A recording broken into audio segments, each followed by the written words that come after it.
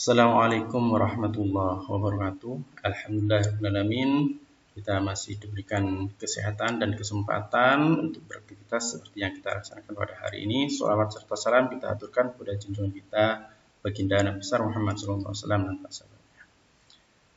Pada pertemuan kali ini saya akan menjelaskan tentang tutorial bagaimana mengerjakan tugas PKP, yaitu pemantapan kemampuan profesional yang dikerjakan oleh mahasiswa Universitas Terbuka, khususnya dalam membuat laporan penelitian tindakan kelas. Pada pertemuan kali ini, saya akan menjelaskan tentang tugas yang ketiga atau tugas yang dikerjakan mahasiswa UT dalam pertemuan ketiga atau tutorial ketiga. Nah, maka di sini saya tampilkan ya. Pertemuan ketiga ada tugas yang harus dikerjakan oleh mahasiswa, yaitu tugas praktik 1C atau lebih dirinci itu pada pertemuan ketiga ada dua tugas yang harus dikerjakan oleh mahasiswa. Apa saja? Yang pertama, mahasiswa diberi tugas untuk melakukan penilaian. Jadi di sini ada yang namanya alat penilaian PKP1 atau disingkat dengan APS PKP1. Apa tugasnya di sini? Yaitu menilai perangkat. Ya, perangkat di sini adalah perangkat perencanaan perbaikan pembelajaran yang disusun pada saat pertemuan kedua. Ya, pada minggu lalu mahasiswa UT itu sudah menyusun perangkat perbaikan pembelajaran. Jadi untuk pertemuan yang ketiga itu akan dinilai. Tentunya siapa yang menilai? Yang menilai itu adalah atasan, ya. Lebih pasnya adalah kepala sekolah atau kepala madrasah. Tapi kalau misalkan kepala sekolah atau kepala madrasah berhalangan, jadi mahasiswa bisa minta bantuan atasan. Jadi mungkin wakil kepala sekolah yang diberi wewenang oleh kepala sekolah untuk membantu mahasiswa UT dalam melaksanakan tugas atau menyelesaikan penelitian tindakan kelas. Jadi untuk yang pertama di sini apa yang dinilai yaitu perangkat pembelajaran, perbaikan pembelajaran yang sudah mahasiswa UT susun gitu ya. Jadi tugasnya itu ada di pertemuan kedua. Nah, untuk penilaian yang kedua yaitu disebut dengan alat penilaian PKP2 atau APS PKP2. Apa yang dinilai di sini ya? Tentunya yang dinilai adalah praktik atau implementasi dari pelaksanaan perbaikan pembelajaran. Nah, kalau yang pertama ini pada perangkat pembelajarannya dinilai, tapi kalau yang kedua kita diberi tugas ya. Jadi mahasiswa di situ ada tugas untuk menilai ya, menilai pelaksanaan perbaikan pembelajaran atau simulasinya atau implementasi dari RPP. Ya, baik. Ini contohnya ya Bapak Ibu. Mungkin seperti ini.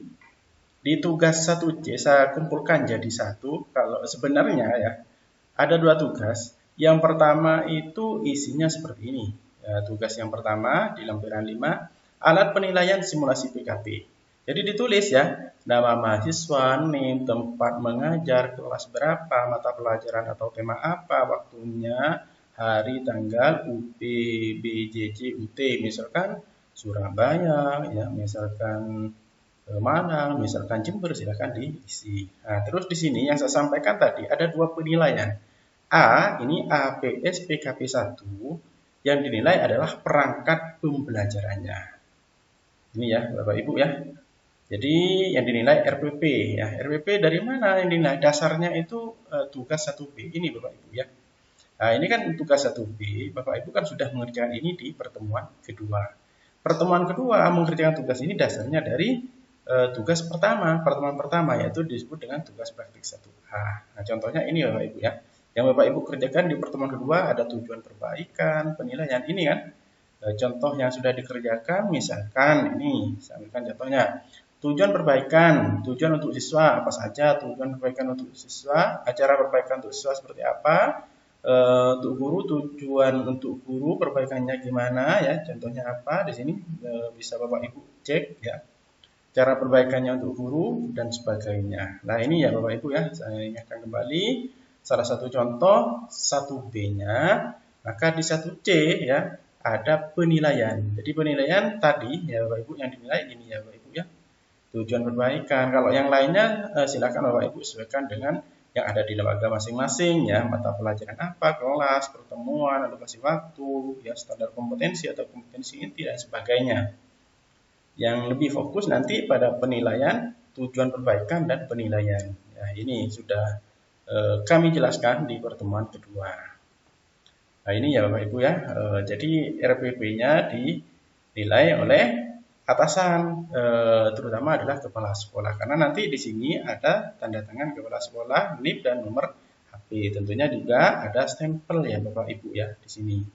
Nah, terus yang kedua ada PKP 2. Ada PKP 2 ini menilai tentang pelaksanaan pembelajaran. Jadi pelaksanaan perbaikan atau simulasi dari RPP di situ ya.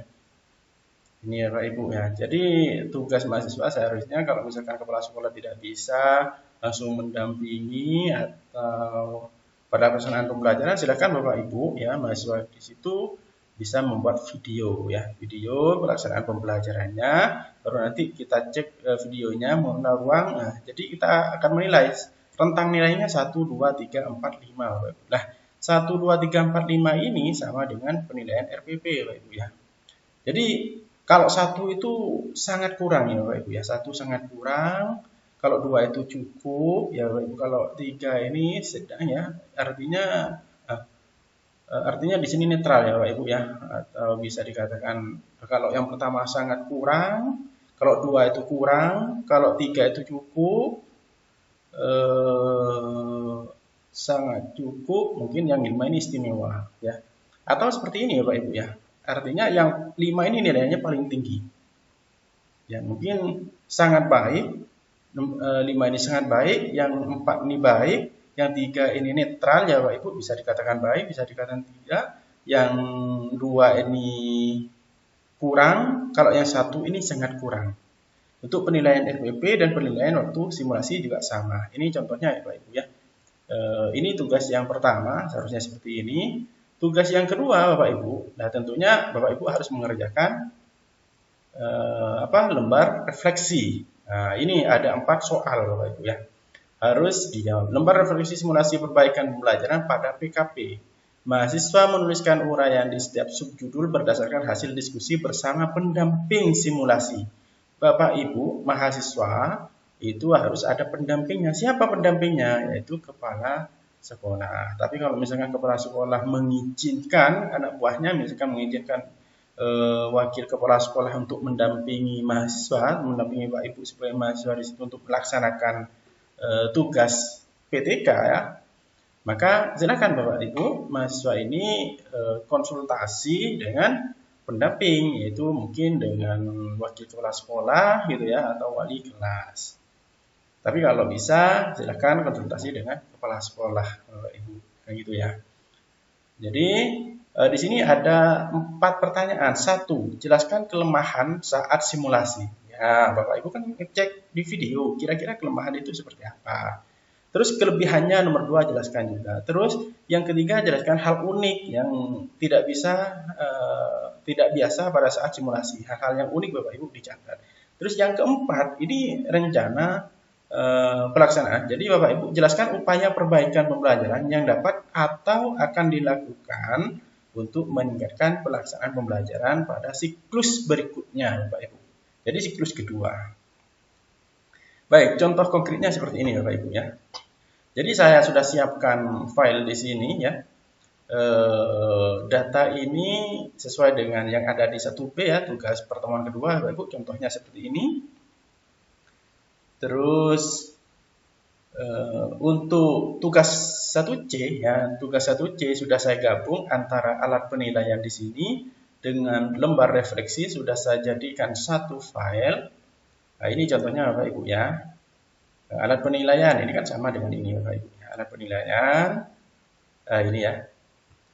Terus di bagian ini tulis silakan nama mahasiswa siapa. Ini cuma contoh yang warna merah ini ya Bapak Ibu ya.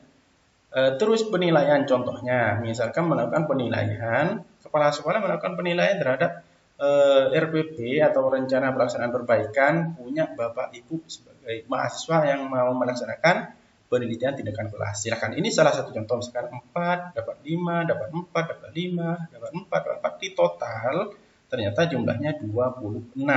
Jadi 4 tambah 5 tambah 4 tambah 5 tambah 4 tambah 4 totalnya 26. Kenapa kok dibagi 6? Karena indikatornya ada 6, 1, 2, 3, 4, 5, 6. Sehingga 26 dibagi 6 sama dengan 4,33 untuk penilaian perencanaan atau perangkat perbaikan. Yang kedua, misalkan, ini Bapak Ibu ya, ini cuma simulasi ya, misalkan nilainya pada saat pelaksanaan pembelajaran ya, nilainya 5, 4, 5, 4, 5, 5, 4, jadi totalnya 32. Kita cek di sini indikatornya ada berapa? Ada 7, maka 32 bagi 7 sama dengan 4,57. Terus di sini Bapak Ibu ya, penggabungan nilai ya, penggabungan alat penilaian simulasi ya, PKP 1 dan PKP 2. Jadi rumusnya ini dalam kurung 1 kali APS PKP 1 tambah 2 kali APS PKP 2. Jadi PKP 1 ini dari mana? Dari lembar perbaikan ini ya Bapak Ibu ya, dari sini nilainya 4,33.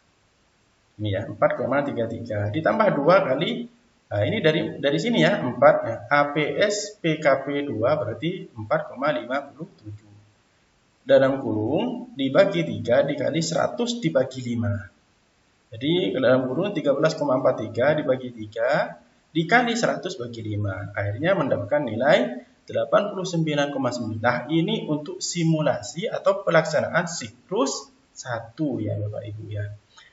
Biasanya di sini mahasiswa ada kebingungan ya, silahkan untuk yang simulasi Bapak Ibu sebagai mahasiswa, misalkan yang melaksanakan itu adalah guru kelas, maka mahasiswa bisa menilai. Tapi kalau misalkan ini ya, mahasiswa yang merencanakan menggunakan metode, media, dan sebagainya, ada guru yang tidak mampu melaksanakan pembelajaran, maka silahkan mahasiswa yang praktek, nanti minta tolong dibuatkan video, direkam, minta tolong ke temannya, baru nanti orang lain yang akan menilai. Mungkin di situ kepala sekolah yang akan menilai tentang video yang sudah dilaksanakan pada saat siklus atau pada saat implementasi dari pelaksanaan perbaikan pembelajaran. Nanti nilainya seperti ini. Nah, untuk mendapatkan ini ya Bapak Ibu ya, ada cara ya. Ini lembar refleksinya saya jadikan satu ya. Ada caranya, salah satunya saya menggunakan AI atau menggunakan kecerdasan buatan. Saya menggunakan ChatGPT ya Bapak Ibu, dengan syarat ya seperti ini langkah-langkahnya. Jadi mudah-mudahan ini ambil hikmahnya saja ya Bapak Ibu ya. Ini jalan pintas, namun tetap harus sebagai mahasiswa ya, Anda sebagai guru atau sebagai calon guru tetap bisa memilih mana yang terbaik gitu ya Bapak Ibu ya. Ini salah satu contoh. Maka apa saja yang harus kita tentukan tadi, kembali lagi ke ini ya Bapak Ibu ya. Jadi langkah-langkahnya gimana? Ini tugas pertemuan yang ketiga, maka kita harus punya dasar informasi yang kita buat. Misalkan ini contohnya ya, apa saja di dasar informasi. Yang pertama harus ada rencana judul atau judul PTK ya. Judul PTK. Nomor 2 tujuan perbaikan ya. Perbaikan ini perbaikan ya Bapak Ibu ya, bukan perbaikan ya. Tujuan perbaikan siswa dan guru, dasarnya ini dari tugas 1B, pertemuan pertama ini Bapak Ibu. Kita copy paste ya, copy paste ya. Penilaian juga tinggal copy paste. Baru nanti ada perintah. Ya, ini contohnya. Tolong buatkan lembar refleksi simulasi perbaikan pembelajaran pada PKP secara lengkap, rinci, dan utuh tentang, ini ada 4 ya Bapak Ibu ya. Di sini ada 4 sesuai dengan perintah yang ada di sini ya, yang ada di sini ya. Jadi kalau di sini mahasiswa menuliskan uraian. Jadi perintahnya tadi kita menggunakan aplikasi ChatGPT ya. Judulnya apa, rencana penelitiannya, jelaskan sini di kelas berapa, misalkan ya, siswanya ada berapa, laki-laki dan perempuan. Terus ini kita copy paste dari tugas 1B, tugas pertemuan kedua, Bapak Ibu ya. Jadi pertemuan kedua yang mana Bapak Ibu? Yang ini tadi yang sudah saya sampaikan, yang ini kan. Nah, ini kan sudah dikerjakan oleh Bapak Ibu. Nah, ini. Ya. Terus selanjutnya ini juga sama, tinggal copy paste yang dari guru juga. Terus nomor 2 penilaian dasar tugas praktik 1B pertemuan kedua juga di copy paste ya. Ini yang harus ada nih Bapak Ibu, perintah ya. Tolong buatkan lembar refleksi simulasi perbaikan pembelajaran pada PKP secara, ini yang saya kasih warna merah, ini mempertegas bahwa tugas kecerdasan buatan itu harus ini gitu ya. Jadi satu, jelaskan kelemahan saat simulasi perbaikan pembelajaran. Jelaskan kelebihan saat simulasi perbaikan pembelajaran. Jelaskan hal unik atau tidak biasa pada saat simulasi perbaikan. Jelaskan upaya perbaikan dan seterusnya. Jadi ini sebagai salah satu alternatif nanti disesuaikan ya Bapak Ibu ya. Misalkan hasilnya seperti apa nanti disesuaikan dengan yang ada di lapangan. Ini cuma sebagai acuan ya, mungkin sebagai dasar Bapak Ibu mengembangkan hasil ini, hasil tugas ya. Tugas ini lembar refleksi ya sebagai dasar saja, tapi kalau misalkan sekiranya cocok silakan nanti ambil, setelah itu modifikasi ya Bapak Ibu ya. Ini contohnya. Ini sudah lengkap, maka saya copy paste semuanya. Copy ya, Ctrl C atau klik kanan. Copy ya. Setelah itu buka ChatGPT ya Bapak Ibu ya. Ini ya contohnya, saya ketik ChatGPT, ini contohnya ya Bapak Ibu. Nah, ini ChatGPT nanti muncul, ini yang saya klik. Setelah itu munculnya seperti ini ya Bapak Ibu. Nah, setelah itu tinggal paste, tinggal paste di sini atau klik kanan kita paste atau Ctrl V, klik. Ketika ini sudah selesai Bapak Ibu, sudah muncul seperti ini, maka tinggal kita klik yang ini. Nah, ini atau tekan enter. Nah, tinggal kita tunggu, insya Allah tidak akan sampai satu jam, tidak akan sampai 1 menit ya Bapak Ibu ya. Mungkin hitungan detik sudah selesai. Jadi sesuai dengan perintah ya, ada 4 ya Bapak Ibu ya. Nah, 1 ini kan ini kelemahan saat simulasi perbaikan pembelajaran itu Bapak Ibu ya. Karena memang di perintahnya ini jelaskan kelemahan saat gitu kan. Ini kan kelemahan. Terus yang kedua jelaskan kelebihan, yang ketiga hal unik, yang keempat upaya perbaikan. Di sini sudah terjawab ya Bapak Ibu ya. Tinggal kita nanti menyesuaikan ya dengan keadaan yang ada, dengan keadaan yang sebenarnya di sekolah Bapak Ibu masing-masing. Ini contohnya ya. Contohnya nama guru siapa, mata pelajarannya jelas matematika dan sebagainya. Kelemahannya penggunaan waktu kurang efisien, instruksi tugas belum cukup. Nah, kalau misalkan waktu Bapak Ibu cek di video ini sudah efisien, sudah tepat ya tidak usah. Ya. Cek lagi instruksi tugas belum cukup. Nah, misalkan di sini, oh ini agak masuk, tapi disesuaikan nanti ya, diolah lagi ya Bapak Ibu ya. Ini. Terus kelebihan saat simulasi perbaikan. Contohnya, model pembelajaran kooperatif meningkatkan antusiasme siswa. Silakan cek waktu di video. Oh iya ini masuk ya. Silakan kembangkan kalimat atau kata-kata Anda di sini. Gimana waktu pelaksanaannya? Ceritakan ya.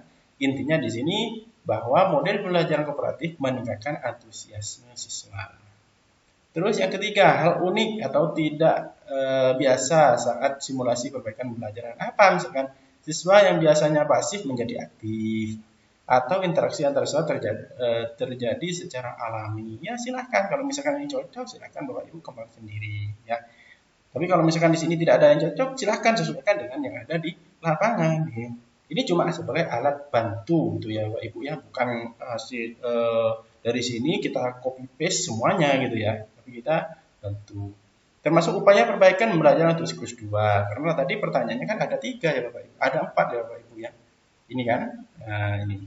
Jadi dari keempat ini sudah terjawab semua. Cari yang sekiranya cocok, sesuaikan dengan keadaan di lapangan. Silahkan Bapak Ibu kembangkan dengan kalimat dengan bahasa Bapak Ibu masing-masing. Nah, ini sudah selesai pengerjaan tugas tutorial yang ketiga atau pengerjaan tugas praktik 1C. Saya kasih tambah tanda 1C atau pengerjaan tugas tentang alat penilaian sudah selesai dan lembar refleksi yang ini sudah terjawab oleh ChatGPT. Ya. Baik Bapak Ibu, mungkin itu saja yang dapat kami sampaikan ya. Kurang lebihnya mohon maaf. Mudah-mudahan ini dapat membantu Bapak Ibu dalam mengerjakan tugas tentang PKP, yaitu khususnya pada pembinaan tindakan kelas dan khususnya pada pertemuan yang ketiga hari ini gitu ya Bapak Ibu. Saya akhiri, mudah-mudahan bermanfaat. Wabillahi taufiq hidayah. Wassalamualaikum warahmatullahi wabarakatuh.